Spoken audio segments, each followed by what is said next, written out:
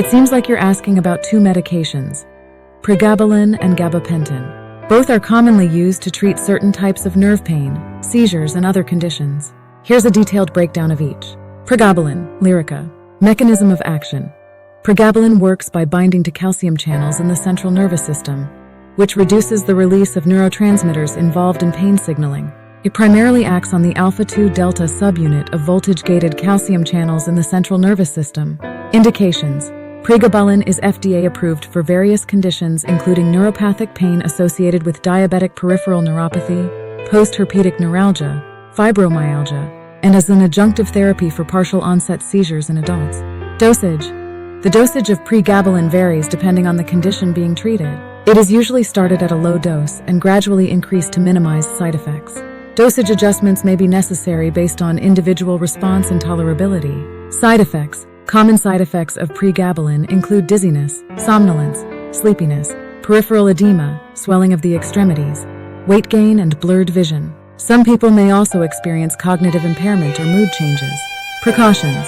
Pregabalin should be used with caution in individuals with a history of drug or alcohol abuse, as it may have potential for abuse and dependence. It may also cause withdrawal symptoms if abruptly discontinued after prolonged use. Additionally, Pregabalin may increase the risk of suicidal thoughts or behaviors, particularly in younger adults. Gabapentin, Neurontin. Mechanism of action. Gabapentin also affects calcium channels in the central nervous system, though its exact mechanism of action is not fully understood. It is believed to increase the synthesis of GABA, gamma-aminobutyric acid, an inhibitory neurotransmitter which may contribute to its anticonvulsant and analgesic effects. Indications. Gabapentin is FDA approved for the treatment of partial seizures, postherpetic neuralgia, nerve pain following shingles, and restless leg syndrome. It is also commonly prescribed off-label for various other neuropathic pain conditions, migraines, and anxiety disorders. Dosage. Like Pregabalin, the dosage of gabapentin varies depending on the condition being treated. It is typically started at a low dose and titrated upward as needed.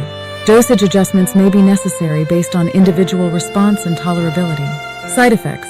Common side effects of gabapentin include dizziness, somnolence, fatigue, ataxia, impaired coordination, and peripheral edema.